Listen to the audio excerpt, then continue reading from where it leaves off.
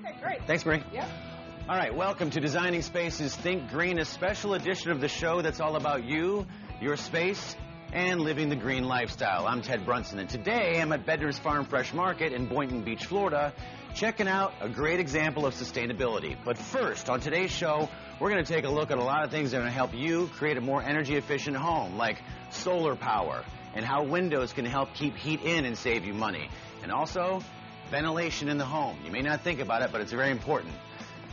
I need some ventilation right now, and I could use a banana.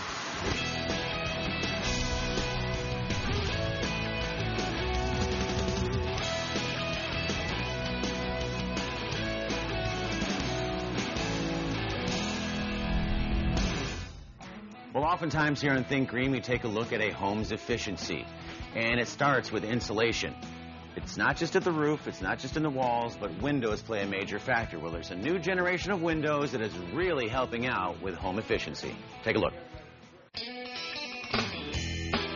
With our increased awareness of living in a greener world, homeowners and future homeowners are looking at all aspects of a house that can affect its energy efficiency. Think Green looks at windows and how they affect your energy bills, as well as a new generation of windows that contribute to a more energy-efficient home. I got together with Jim Larsen from Cardinal Glass Industries to learn how we can better understand how windows are rated for energy efficiency and give us a better understanding of how they work towards a more eco-friendly living. So, Jim, it's great to have someone with the expertise to help the average homeowner know how to make their home more energy efficient based on the design and materials of their windows.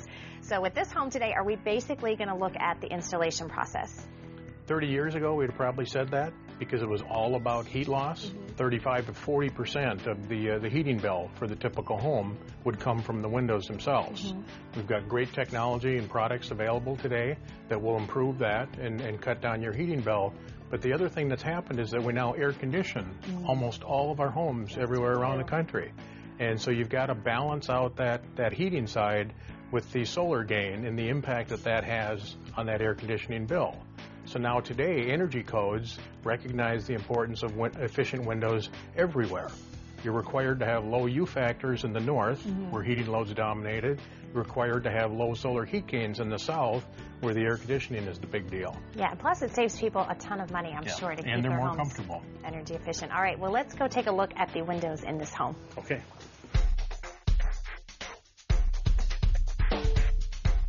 Okay, Jim, so we are inside now. Let's talk about the physical conditions of the windows. How do we solve some of the problems? What makes a window energy efficient? Well, you know, the glass is the biggest part of the window, so that's what you've got to fix first. And the traditional way to do that is to add layers. You go from single pane to double pane to triple pane. But as you do that, the window gets thick and it gets heavy. It gets hard for a window manufacturer to assemble that all into a package. So today we have low E coatings, low emissivity, that go into the airspace, and that replaces layers.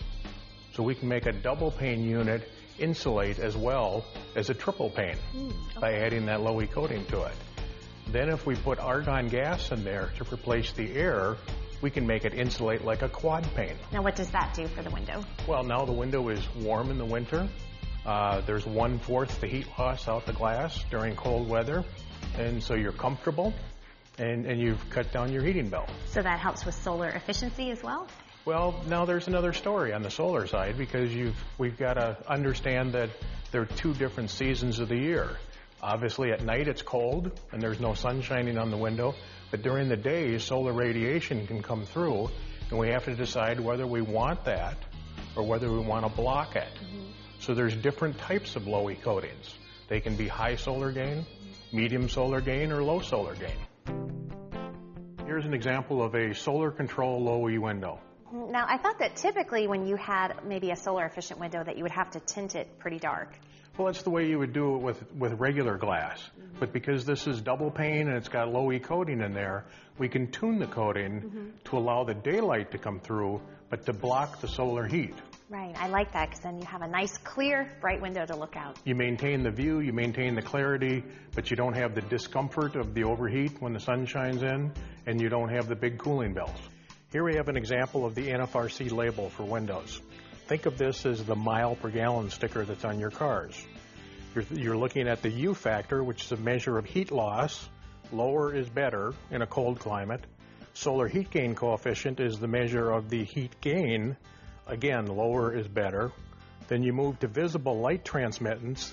Here, higher is better because it gives you a measure of the clarity of the window. And then air leakage measures all the air that passes through the frame. Lower is better in this case. A lot of great tips today. Thank you so much, Jim. Is there a website that can help our homeowners find out more information? Efficientwindows.org would be the best place to go, where you can compare all the different windows, and then they can do energy calculations for a variety of locations around the country. Great. Well, I love to help people out in this important thing with their home because I think it'll help them save money and also stay warm and cool. So thank you so much. Thank you, Rhonda. We've also placed a link to both of those websites on our website at designingspaces.tv. And there you can review any part of the show again by clicking under the Think Green section. For Think Green, I'm Rhonda Castagna.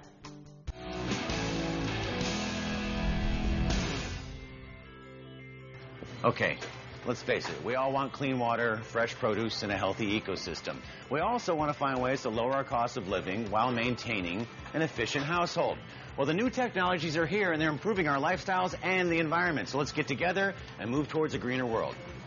For Designing Spaces Think Green, I'm Ted Brunson.